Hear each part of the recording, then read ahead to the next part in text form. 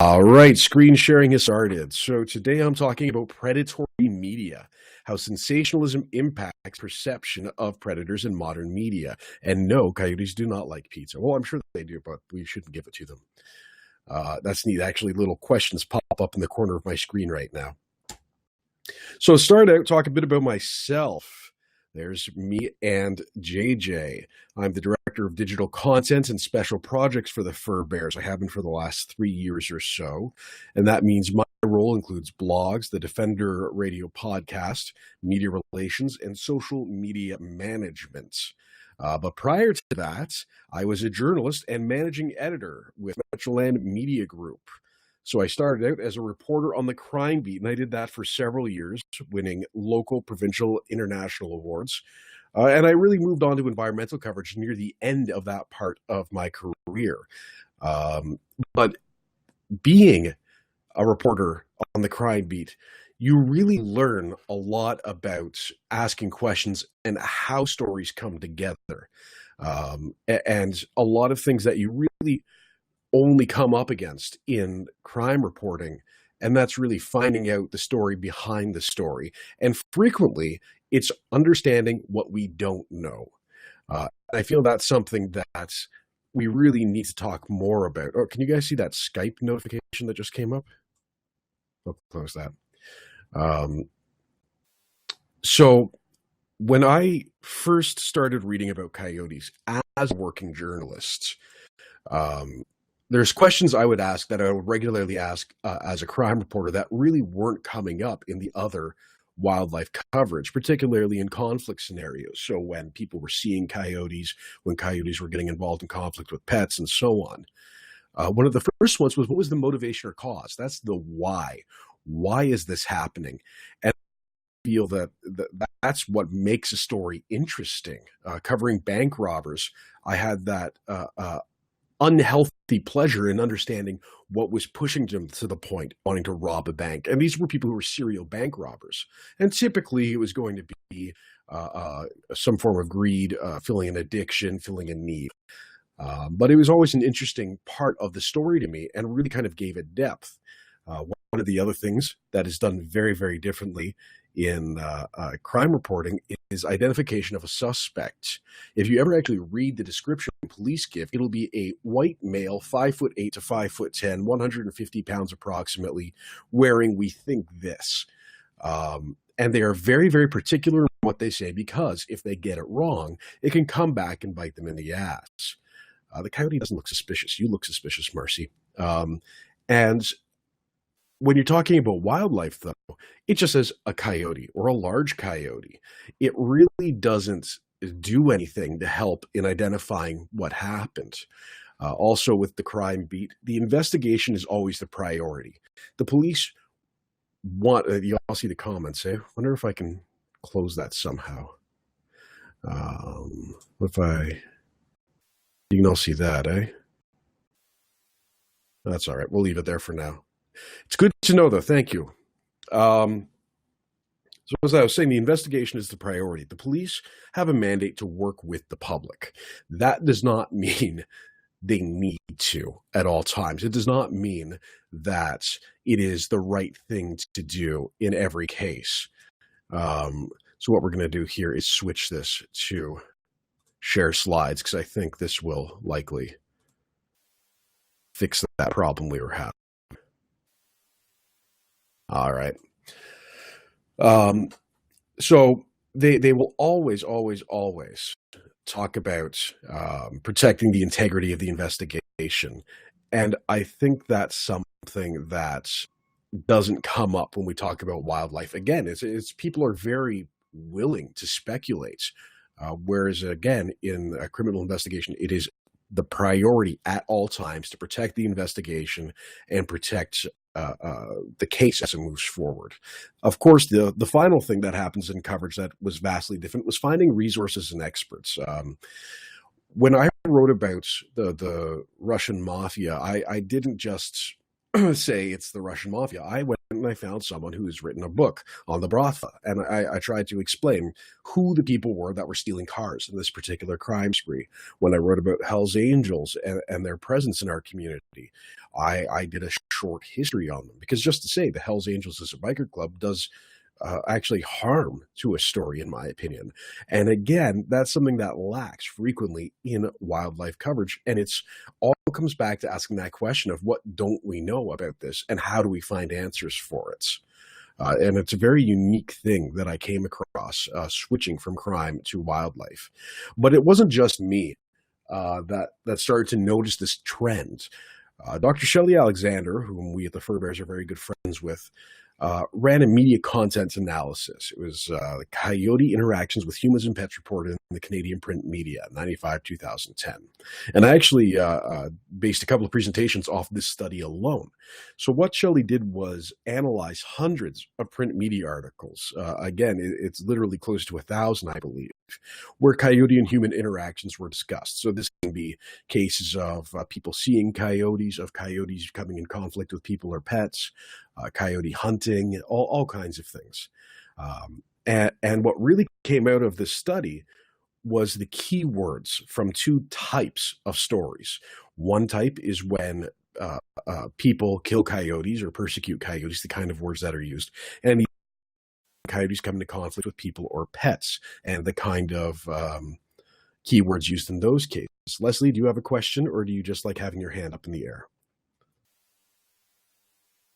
She's probably not even paying attention now. She's so rude. I'm going to reset her mood. She can put it up if she has a real question. You don't need a microphone. You can type your question. You're just hanging it. Why do you keep putting up your hand then? So that's what that hand is for. Yeah. There you go. Okay. So, she does have a question. Okay. Leslie, please type your question. I've opened up the chat. What's my favorite sandwich? My favorite sandwich is a Leslie's Face sandwich, which I will eat henceforth. So when we did the media content analysis, the question of when people kill coyotes was asked, and the type of language used, as you can see in this list, these are common usages: shot and killed, put down, euthanized, or removed. They're very straightforward, factual, and non-descriptive terms. This is very straightforward journalism, really is. What happened? Well, they were shot and killed, or they were killed, they were put down, they were euthanized, they were removed. In some cases, using a term like euthanized is really trying to soften what's going on. Whereas saying something more like shot and killed is a little more just straight out, that's what happened. But what's really fascinating is when you compare this list to the list of when coyotes come into conflict with people or pets. And then you get terms like marauding, brazen attacks, guts hanging out, necks ripped open, ribs picked clean, an unreported plague, brutal. And these are highly descriptive, emotionally charged terms. Obviously, especially the guts hanging out one. I don't even think that's necessarily accurate. But the point is, these don't provide a lot of information about what happened. They provide a lot of emotion, a lot of feeling. And that is really the dangerous point, because these are words we choose as writers. They aren't words that we are forced to use. It's how we choose to describe something. And I think what's really interesting is if you take that style of writing of when coyotes come into conflict with humans or their pets and apply that to when coyotes are persecuted by people, you come up with some different and very interesting results, such as ripped flesh apart with bullets, destroyed the coyote family, torn from their territory, assassinated, and terrorized. Again, these are all choices that are made. And it's very, very obvious when you look at that content analysis. Journalists and the media as a whole are choosing to describe these types of events differently. Now, there was another case in Yellowstone that I like to use in these presentations, where a grizzly bear in Yellowstone National Park was surprised by a man who was hiking with his wife. There are a lot of grizzlies, in Yellowstone, and a lot of information is disseminated to anyone who visits about where the grizzlies are, how to avoid them, wearing bear bells, doing everything you can to prevent this kind of conflict. Unfortunately, in this case, the gentleman and his wife had not taken heed to all of that advice and knowledge, and the gentleman who surprised the grizzly bear, who was with her cubs, was killed in her defensive action. The story got a lot of media space. It got a lot of traction because it's if it bleeds, it leads, and I don't really care who you talk to. That term still applies very much. But what this does do for us is provide, again, another opportunity to look at the different ways things are described. So the good headlines in my books were grizzly bear in Yellowstone attacks man to defend cubs, and grizzly bear kills hiker who disturbed cubs. They're very straightforward. Again, it's that nondescript or non-emotive language. This is what happened. And then the not so good headlines, including one of my favorite headlines of all time. Bear fatally mauls man in Yellowstone. Yellowstone's killer grizzly still on the loose. Enraged grizzly mauls Yellowstone hiker, and grizzly bear kills man and taunts. I'm pretty sure I have seen cats and dogs taunt people or other cats and dogs, but I've never seen a grizzly bear taunt the recent widow of a victim. Again, that is from a reputable news source. This isn't a blog. This isn't a Facebook post. That was from Sky News, a real news organization. And it goes to show, again, how media really gets into trouble and creates a self-fulfilling prophecy. This page that you can see right here is from Canadian Living. Thanks, Adrian. That's helpful. And when I first read it, I was angry. And as the years have gone by since I first read it and cut it out, it has really played an important role to me. And I wrote here that the media builds its own bias. And we'll go through the story so you get a better idea of what I'm talking about. The way it's written was of a harrowing encounter in the woods. A woman who took her two sweet dogs out for a walk in Brawny Creek Provincial Park, which is from my hometown. And out of nowhere, this group of coyotes comes out and attacks her dog and surrounds her. Literally, there is mention, you can see it kind of implied in the artwork, of these coyotes surrounding her and her dogs. And the dogs standing in front of her, between her and the certain death of the vicious coyotes, drive them back. And it comes across as kind of a Nordic war or something to her dogs. But when you actually sit and read this carefully and you look at the facts, she was walking her dogs off leash in the early morning. So that's already prime time for conflict. While out of sight, so her dog went away from her into the bush, got in a scuffle with a coyote. And it's very important that I say scuffle and not fight, because neither the dog or the coyote was injured. And if you have dogs or spend a lot of time around dogs, you know they can make some really awful noises and flash teeth and leave absolutely nothing but a bit of slobber on the other dog's neck. They know what they're doing. And this was a case of, holy crap, you're here. Holy crap, I'm here. Let's all both go away. And then what happened is, as she left the area, the coyotes watched, which is probably what you would do too if someone came into your backyard. You'd stand there and make sure they go away. This was really kind of a non-story. But what's fascinating to me is that Canadian Living, a large magazine run by journalists, and I believe it's owned by Rogers Communications, didn't do any fact-checking. They just let this run as it is. And that, to me, shows that they're growing this concept of allowing this kind of stuff to happen. And what they're doing really is encouraging fear. And this is something you'll more often hear about in American media than you do in Canadian media. It's fear-mongering. It's using fear to drive up ratings. And I don't even know that some journalists recognize they're doing it all the time. But the reality is, and you can talk to psychiatrists like I have about this, and these aren't psychiatrists I paid to listen to me. These are psychiatrists whom I quoted for articles. That's a whole different presentation. But anyway, they are very clear that when you read something that is very emotive, something that is very frightening, that you can relate to in a way, it can actually cause the same physiological impact to you as if you were experiencing it yourself. So in this case of that Canadian Living article, not only are you reading this, and it's well written, I won't deny that, article, but your brain will start to trigger that fear response because you feel so much from what you're reading. The emotive writing triggers that same reaction. So that's when your adrenaline will start to pump. That's when your lizard brain starts to say fight or flight, fight or flight. And the problem with that, of course, is not that we don't want people to feel, but it's when they're reading the news. This kind of fear is unhealthy, and it's causing a change. We perceive these animals in how we write policy. And what we need to do to really understand that is look at the consequences. And I could sit here and literally spend the entire day talking about every occasion where I have seen poor writing lead to poor policy. And that ranges from coyotes and wolves and cougars down to breed-specific legislation with pit bulls.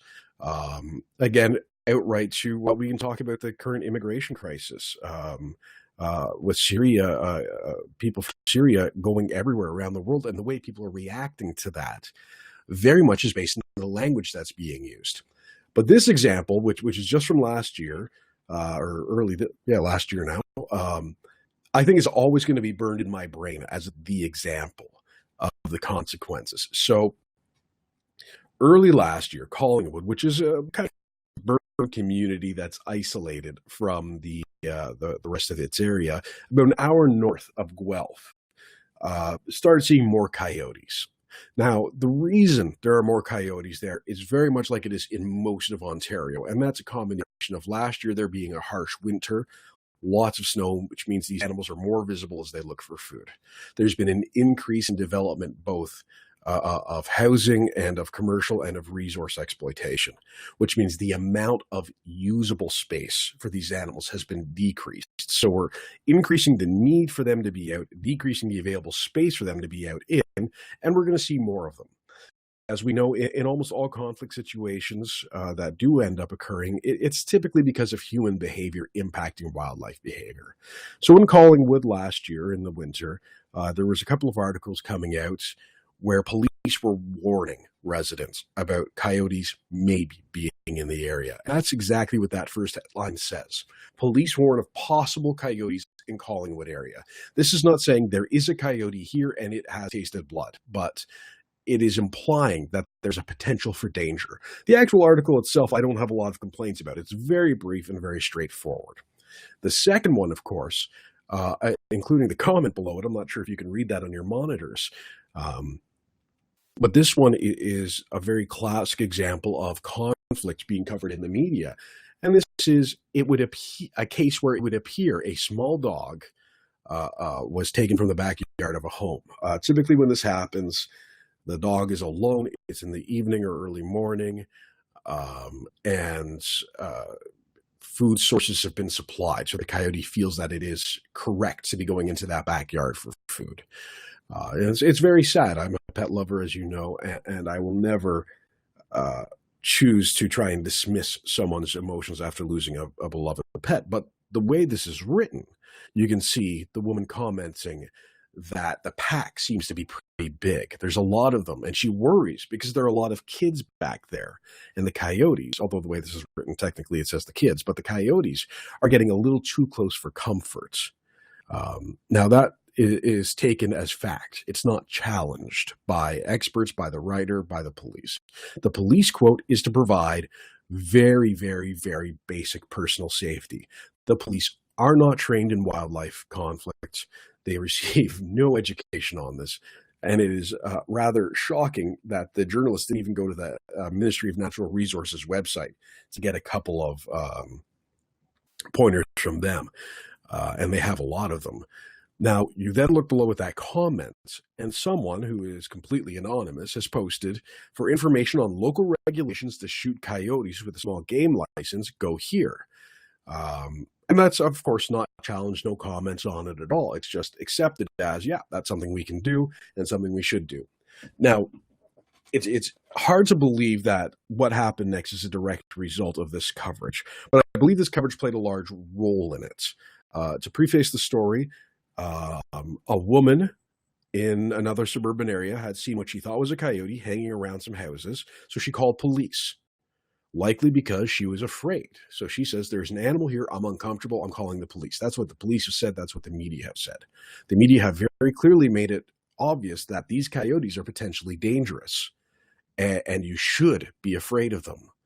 So several months later, I believe it was in October, this woman calls the police, and the police arrive. Now, the actions that occurred next, I still struggle to understand the mindsets that led to this.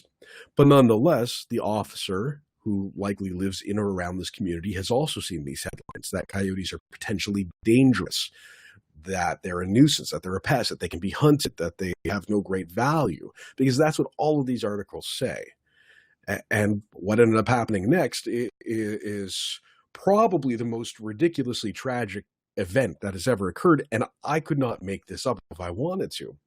The officer, and I've watched this video and I will not show it now, this officer bumped the coyote with their cruiser, and then when the coyote didn't move, ran over the coyote multiple times. The video shows all this very clearly, the officer choosing back and forth over this coyote. Moments later, the officer gets out of the car and shoots the coyote. Now, this was tragic, and we immediately responded with a press release, with action items demanding the OPP begin investigating this, that the OSPCA get involved. But a day later, the story, and this is the part I can't believe, the story went even more morbid. And it turns out that it was an elderly dog from the neighborhood. There had been a windstorm, knocked the fence open when the dog was out for a bathroom break. This old senior dog, who was mostly blind and could barely move, wandered out of the yard and had a coyote-ish look. So this family pet was killed in an absolutely horrific way. And while there may not be a causal, point A to point B here, it is pretty clear that when you look at the history of events, the fear-mongering in the media, which may or may not be intentional, led to this death, and constantly does. While this singular event is, as I said, rather ridiculous in how horrible it is, coyotes are killed almost every day of the year because of the way this is done. And we also see this with wolves, with bears, with cougars, with lynx, with all kinds of predators right across our country. And it's something that we write about with the fur bearers frequently, that we speak out against, and really comes down to a combination of poor wildlife management policy, a lack of resources, and the media's insistence on treating predators in this way. Now, taking responsibility is the curious part. As a journalist, you're going to turn around and say, they don't teach us this in school. And I went to school for journalism. I worked in the field for over a decade. I trained many young journalists. It's not taught. It's not mentioned how to write about animals. And of course, when a void exists, nature fills in. And in this case, it was a communications expert in Dr. Carrie Packwood Freeman, an evolutionary biologist in Dr. Mark Beckhoff, and a philosopher in Dr. Sarah Bexell. They took accepted ethical statements about journalism and reporting. And there are many groups that have put these out, but they're typically referred to as style guides. And in this case, it's more of an ethical style guide. And applied how non-human animals should be represented. So 3 of the key points from this, and I have this study available for anyone who's interested in it, and it is available freely online through animalsinmedia.com. But the 3 main points are that all sides of a story need representation. So we can first dismiss the concept that there are always 2 sides to a story. There can be 1, there can be 100. But every side of that story needs to be represented, if not equally, at least once. It needs to be mentioned. It needs to be looked at. It is available in Spanish, and I can fax it to Leslie's mom. I will not say who wrote that in the comments. So what this study does is it first addresses the fact that all sides of the story need representation, and it makes a very clear ethical argument for non-human animals having a voice in these things. So what they do is they also discuss how to find that voice for non-human animals, and this is something that I struggled with, and it actually very much changed the way I was writing at the time. Is you don't just say, well, it's dog and that's it. So you find someone who can speak on dogs, who can, Marcy's making fun of people. It's inappropriate. Or maybe it's Andrea. I don't know. The two of them together can't be trusted. So what this study does is it talks about how to find the voice. So if you're talking about the biological need of an animal, then you talk to a biologist, you talk to a researcher, you talk to a veterinarian. But if you want to talk about behavior, you probably shouldn't be going to the government biologist, but you should be talking to a behaviorist, and they do exist. One example I've used is talking to a naturalist about coyote behavior, someone who spent time with them. That's actually how I met Mark Beckoff the first time, was talking to him about coyote behavior and how to interpret it, because I'd get very standard canned responses from government sources. So I looked him up. I looked up coyote behavior and found Mark, and I ended up getting in touch with him. And that really changed the way I wrote and changed the way people, as a result, viewed coyotes. Well, some of them did. But again, it's very much using advocates, using scientists, using all those available resources to find a voice for a non-human animal. And of course, one of the things that I still struggle with is the proper use of pronouns. These are individual sentient creatures. They are not things. So to call an animal it is inappropriate and, according to most standards, unethical. So you would assign gender, his or her, and if a gender is unknown, you can use their. It's a very, very, very small thing. But again, it's one of those very, very, very small things that in time can make a big difference because of the way we then view animals. But it's not just the journalists who need to take responsibility. It's also advocates. And this is a part that I think doesn't get discussed enough.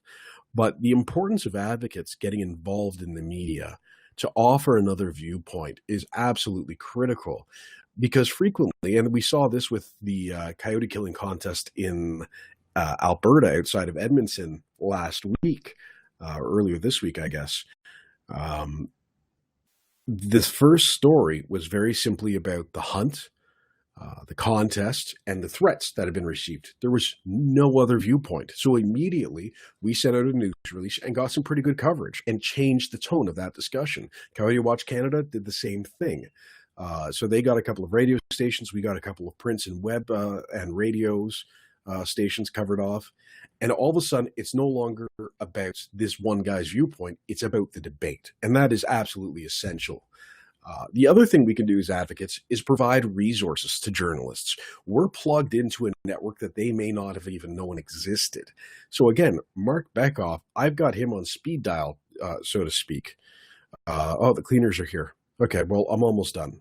If you can't stay, you can't stay. I'll cry, but you can let me know what you thought afterward.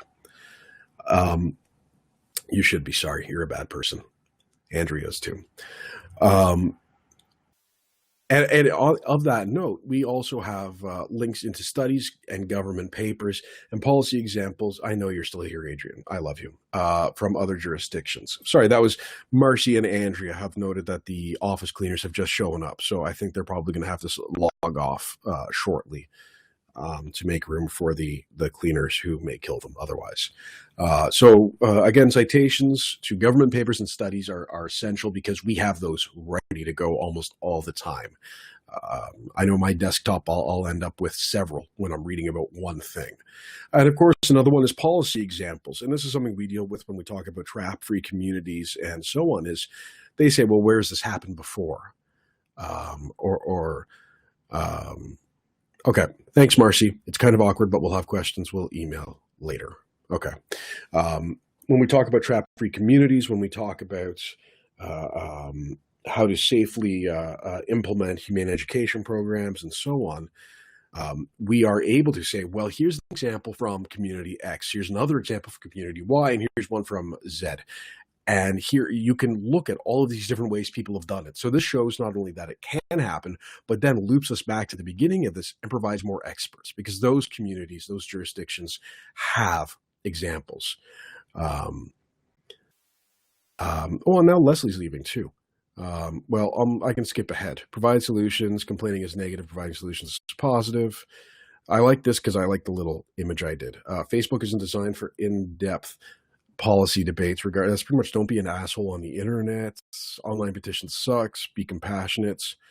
And where change happens is where it's always happened. That's my shtick about writing letters and talking to representatives and closing on a personal note. I was better than you, and you need to represent that. And that's the end of the presentation. So now I can take questions from the audience over here. You can put up your hand as you saw, and I can respond to them. Yeah, I think that's pretty cool. I can even put on my webcam momentarily and be like,